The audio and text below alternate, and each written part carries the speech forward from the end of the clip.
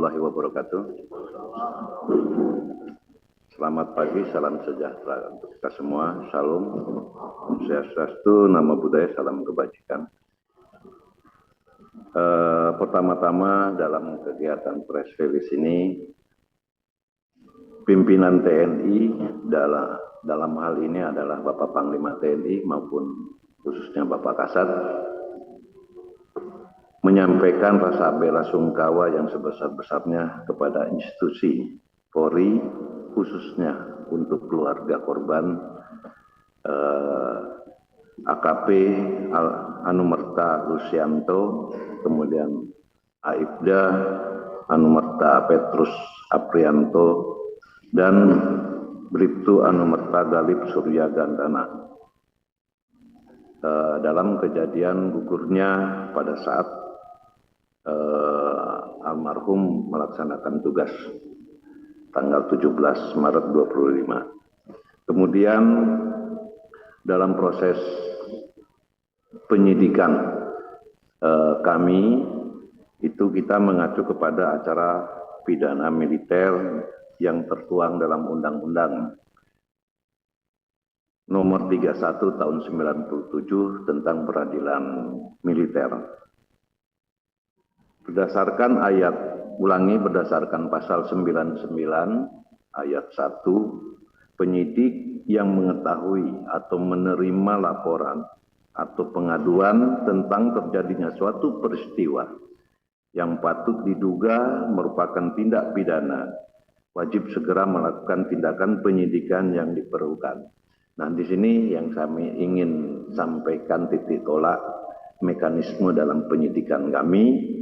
Mungkin bisa ditayangkan. Nah, inilah mekanisme kami di dalam melaksanakan, jadi tidak serta-merta rekan-rekan sekalian.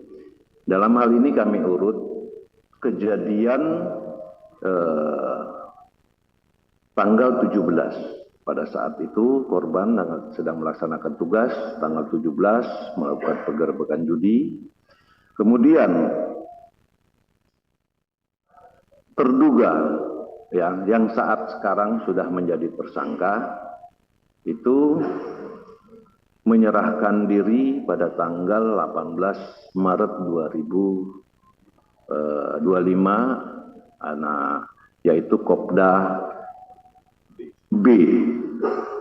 Kemudian tanggal 19 Maret 2025 tersangka kedua itu Peltu YHL itu menyerahkan diri di Batu Raja, sehingga anggota kami di Subdepo Batu Raja yang menjemput dan membawa ke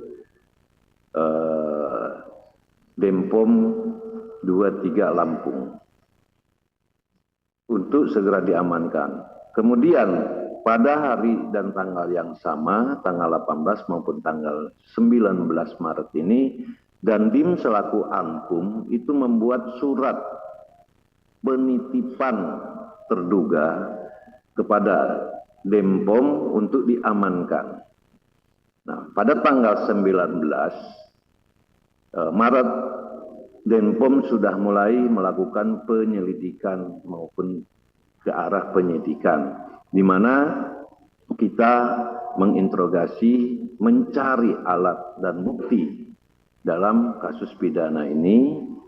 Alhamdulillah, pelaku mengakui, kemudian menunjukkan di saat dia lari dari lokasi itu membuang senjata di satu tempat. Akhirnya tanggal 19 Maret siang hari, anggota Denpom melaksanakan pencarian barang bukti tersebut, dan syukur alhamdulillah ditemukan. Mungkin fotonya ada. Nah, ditemukan di sini. Nah, setelah alat bukti dan barang bukti kami temukan dan hasil pemeriksaan tersangka mengakui perbuatannya, maka dan Denpom koordinasi ke Polda maupun Polres untuk meminta pelaporan secara resmi ke kami dalam rangka untuk menentukan tersangka dan melakukan proses hukum lebih lanjut. Dan itu dilaksanakan pada tanggal 22 Maret 2025. Anggota dari Polsek Negara Batin atas nama Aibda Wara Andani telah membuat laporan polisi kepada kami tentang laporan polisinya tentang tindak pidana penembakan terhadap 3 orang korban yang saat melaksanakan tugas. Kemudian Brigadir Polisi Rio Dael Agusto telah membuat surat laporan polisi yaitu tentang kasus perjudian yang diduga dilakukan oleh Peltu YHL. Tanggal 22 ini berdasarkan laporan polisi ini, maka penyidik melakukan SOP-nya atau mekanisme dalam penyidikan itu membuat surat permohonan kepada Ankum, yaitu Dandim. Nah, atasan yang berhak menghukum Dandim untuk mengeluarkan surat penahanan sementara dalam rangka proses penyidikan. Pada tanggal 23 Maret 2025, Dandim mengeluarkan surat penyerahan perkara untuk penyidikan dan penahanan sementara. Sehingga di tanggal 23 Maret 2025, resmi kedua tersangka ini kita jadikan sebagai tersangka untuk penyidikan lebih lanjut. Kemudian setelah Denpom ataupun Pomdam 2 Sriwijaya menerima laporan tersebut, maka kami laporkan kepada Bapak Kasat dan Bapak Kasat memerintahkan kami untuk melindaklanjuti, membentuk tim supervisi dan percepatan dalam penyidikan ini. Maka kami koordinasi dengan Kadipropam dan alhamdulillah pada tanggal 24 Maret 2025 sore hari kami beserta Karoop Propus Mabes Polri, Brigadir Jenderal TNI Polisi Pamen Simanjuntak bersama dengan Danpus Sintelat dan bersama Sintel Mabesat, tim ini datang ke Lampung. Kemudian malam hari kami membedah permasalahan apa saja, apa mungkin yang akan kita lakukan ke depan, sehingga di tanggal 24 kemarin kami memohon kepada Kapolda untuk melihat hasil dari rekan-rekan Polri seperti apa, hasil dari kita seperti apa, kita padukan. Karena ini ada kaitannya, mohon izin Pak Kapolda, ada kaitannya kami memerlukan saksi polisi yang memang ada, termasuk yang dikatakan Bapak Kapolda, yaitu 2 anggota Polri, termasuk salah satunya tersangka yang berinisial K. Kemudian 1 masyarakat sipil Ibu Nur, tetapi kami juga di Denpom telah melakukan pemeriksaan beberapa saksi juga untuk memenuhi bagaimana proses hukum lebih lanjut. Kemudian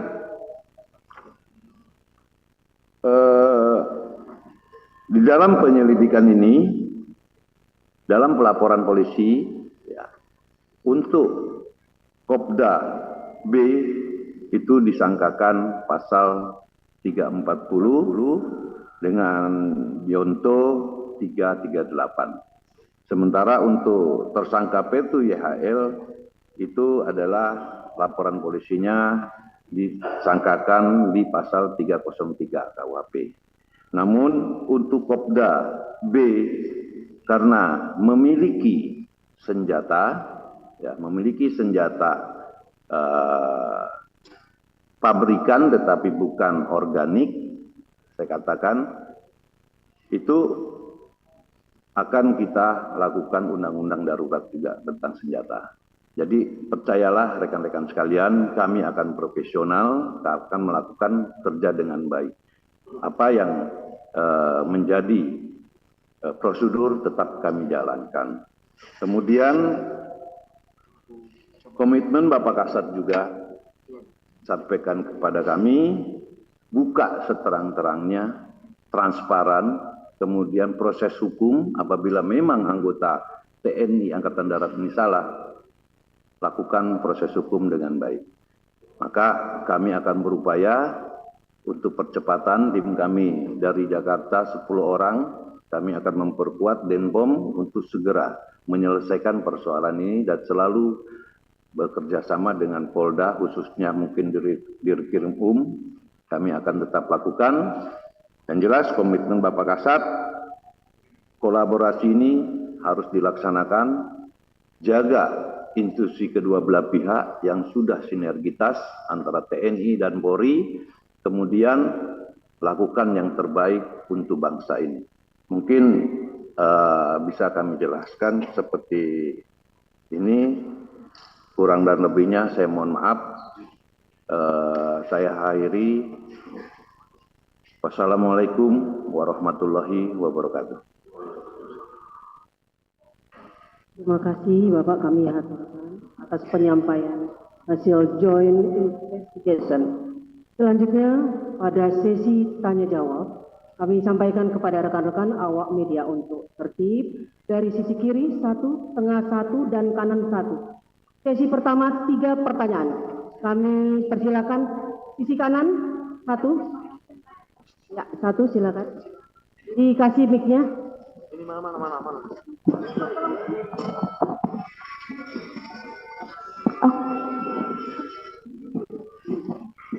Selamat pagi, selamat siang Bapak-Bapak. Izin, saya Yunika TV1 mau bertanya. Yang pertama itu saya mau izin penegasan juga Pak. Untuk yang pelaku penembakan itu berarti apakah ada kendalanya? Saya sebenarnya lebih penasaran apakah kendalanya yang membuat 2 pelaku penembakan itu sampai sekarang masih belum ditetapkan menjadi tersangka. Selain itu Sudah. Oh, penegasan, oke kalau gitu. Pertanyaan selanjutnya, maaf. Harap tenang, ya, harap tenang rekan-rekan awak media. Lanjut Mbak. Satu oknum TNI lainnya itu, saya mendengar kabarnya bahwa ada yang terjaring narkoba. Itu apakah benar? Apakah sudah dilakukan? Diulangi yang kedua apa? Salah satu oknum TNI yang melakukan penembakan itu, saya mendengar kabarnya bahwa terjaring narkoba. Itu apakah benar atau sudah dilakukan pemeriksaan terkait itu? Terima kasih. Baik, dari tengah. Persilakan yang Pak Roma, baju biru. Silakan, Bu Gracia. Assalamualaikum warahmatullahi wabarakatuh. Perkenalkan, saya Roma dari Kompas TV. Pertanyaan ini mungkin bisa ke Kapolda atau dan Puspom. Izin Bapak, terkait dengan senjata api itu, hasil pemeriksaan kita didapat dari mana ya Bapak? Terus dari 2 tersangka TNI ini, siapa pelaku yang melakukan penembakan terhadap 3 tersangka ini? 3 korban. Terus ketiganya, yakni terkait dengan simpang siurnya informasi bahwasanya uang setoran. Hasil pemeriksaan dari tersangka sendiri seperti apa? Dan juga apakah sudah dilakukan tes urin terhadap 2 tersangka ini? Terima kasih. Assalamualaikum warahmatullahi wabarakatuh. Untuk sisi kiri, silakan. Yang ada pertanyaan berulang. Ya, izin Bu, izin Pak Kapolda, Pak Den. Saya Tampan Fernando dari Rilis ID. Yang ingin saya tanyakan bahwa di dalam acara konferensi pers ini kami tidak melihat ada perwakilan dari Kodam 2 Sriwijaya seperti konferensi sebelumnya. Dalam hal ini apakah memang sudah diambil alih oleh dan Puspomat atau seperti apa seperti itu? Terima kasih. Kodam 2. Iya. Iya, dan terkait satu lagi Pak, terkait kronologi penembakan yang ingin kami tanyakan, apakah itu korban 3 yang gugur diberondong secara otomatis atau ada baku tembak gitu? Terima kasih. Baik, cukup untuk sesi pertama. Pertanyaan kami silakan nanti. Baik. Terima kasih rekan-rekan wartawan. Yang pertama mungkin dari TV One tadi ya, bahwa kenapa apa yang menjadi kendala dari lamanya penetapan tersangka. Mungkin rekan-rekan semua sudah menyimak apa yang saya sampaikan, mulai saya urut tanggal 17 sampai tanggal 25 ataupun sampai hari ini. Inilah. Jadi 22 itu kami menerima laporan polisi, 23 kami sudah melakukan penahanan, sementara yang Ankum berikan kepada kami, kemudian tanggal 23 itu juga sudah kami nyatakan bahwa itu sebagai tersangka. Sudah jelas, cuma 1 hari sebenarnya. Hanya kan kami untuk menerima laporan, untuk melakukan penyidikan ini harus ada laporan polisi. Makanya di tanggal 22 itu, di tanggal 21 kami koordinasi ke Polda. Koordinasi ke Polres siapa yang membuat laporan. Karena ini kami akan mengusut dan mendapatkan barang bukti ini. Nah, makanya 23 sudah dijadikan tersangka. Dan itu sudah ada, sudah dicek oleh kita tim dari Jakarta maupun dari Polda. Itu tahanan saat ini kami amankan di Denpom 23 Lampung. Kemudian untuk pelaku terjerat narkoba, kami mempunyai SOP. Di saat kami menerima tersangka atau yang terduga, itu pasti kami cek urin. Ya, kami cek urin. Nah, disaksikan oleh Bapak Danrem saat itu juga, dan itu hasilnya negatif. Kemudian melangkah kepada pertanyaan kedua, senjata api, pemeriksaan dari mana? Untuk percepatan, saat ini senjata api kemarin pada dalam Pomdam tanggal berapa?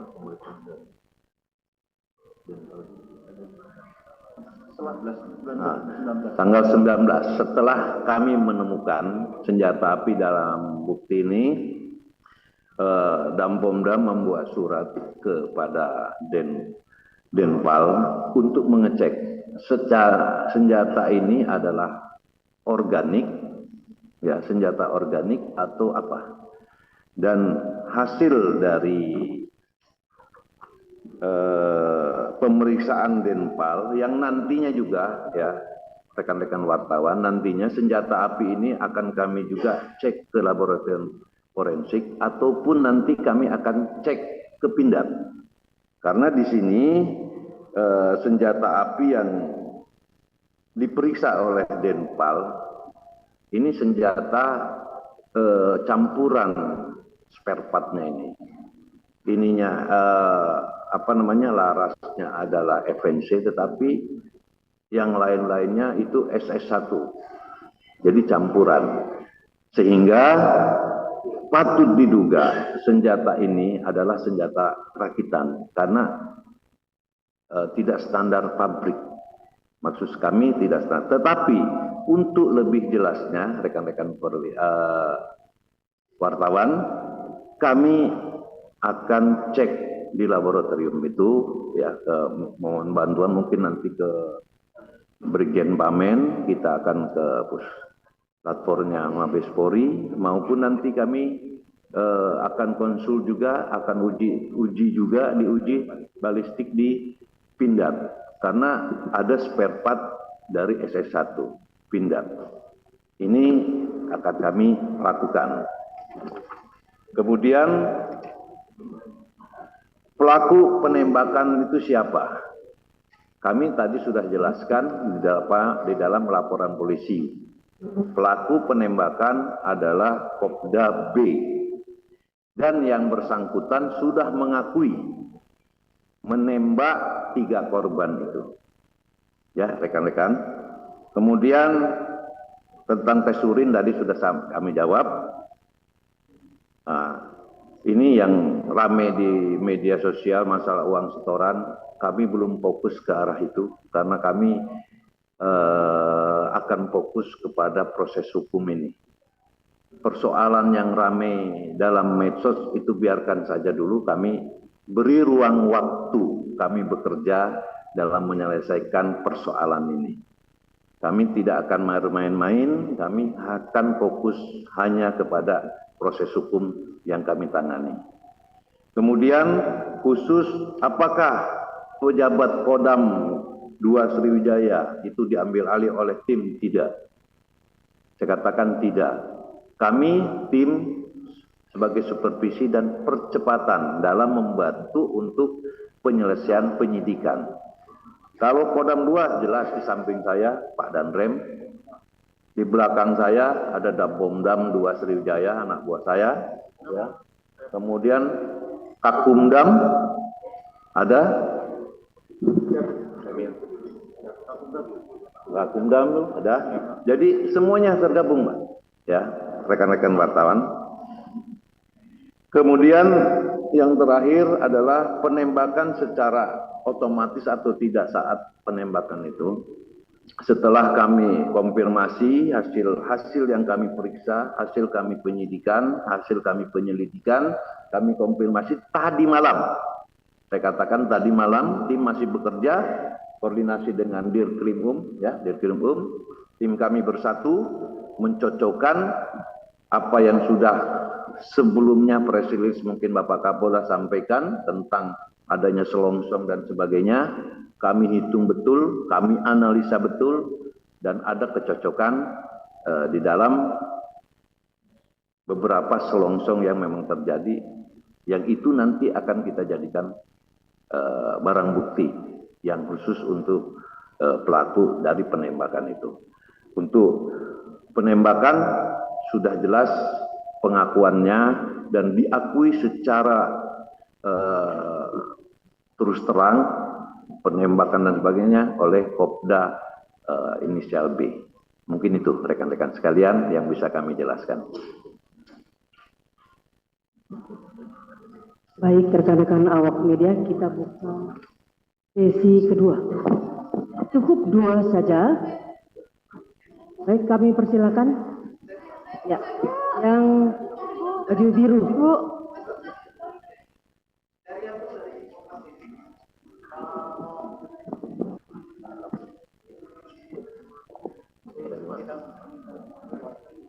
Izin Bapak Ibu, perkenalkan saya Paulina dari Kupas Tuntas. Izin bertanya, mengapa Bu butuh waktu 1 minggu untuk menetapkan status saksi ke tersangka, padahal sudah banyak bukti dan sudah. Para pendengar, rekan-rekan awak media, ya. Bentar. Baik. Ya, Bu, saya Rian dari Kompas TV. Kompas TV, baik. Izin bertanya untuk Kapolda dan juga Denpuspom Tetap TNI. tenang. Ini kan tersangka sudah ditetapkan. Dari TNI sendiri ada 2 orang tersangka yang sudah ditetapkan. Diulang, Pak, diulang, saya nggak dengar, Pak. Oh ya, saya Rian dari Kompas TV ini mau bertanya terkait dengan 2 tersangka sudah ditetapkan. Selanjutnya, tahap selanjutnya apa? Proses persidangannya bagaimana? Dan apakah bisa digelar secara terbuka sesuai dengan permohonan dari pihak keluarga korban? Itu mungkin. Oke. Baik, satu lagi pertanyaan. Kami silakan, Mas.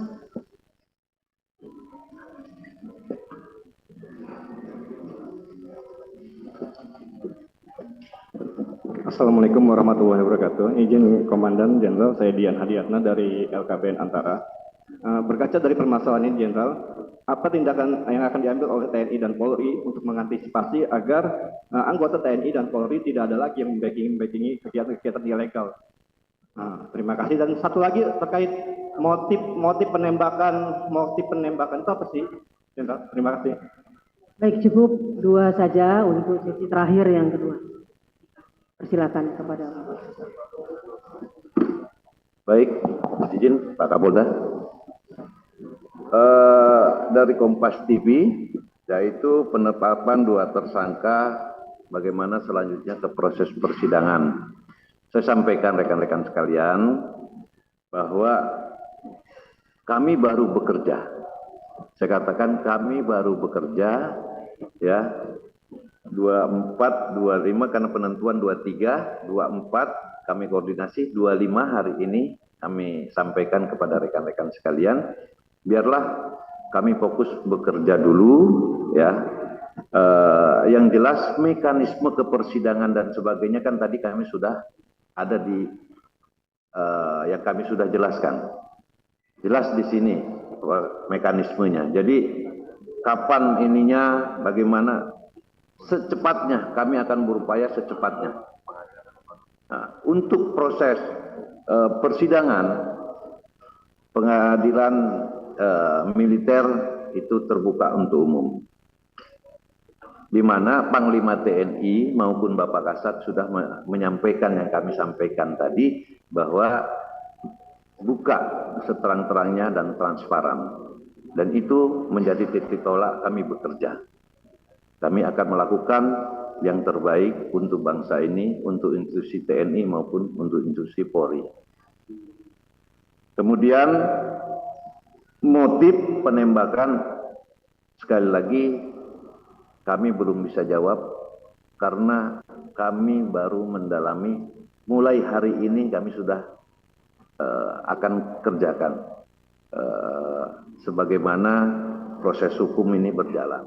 Biarlah kami melakukan pekerjaan kami, beri ruang waktu kami, yang nantinya pasti akan kami sampaikan juga bahwa proses ini sudah ada perkembangan selanjutnya. Bahkan mungkin sudah kita kirim ke auditor militer nantinya untuk segera disidangkan. Nah, kemudian yang masalah ke depan tadi dari rekan-rekan ini mungkin mohon maaf, mungkin Pak Kapolda saja yang jawab. Terima kasih.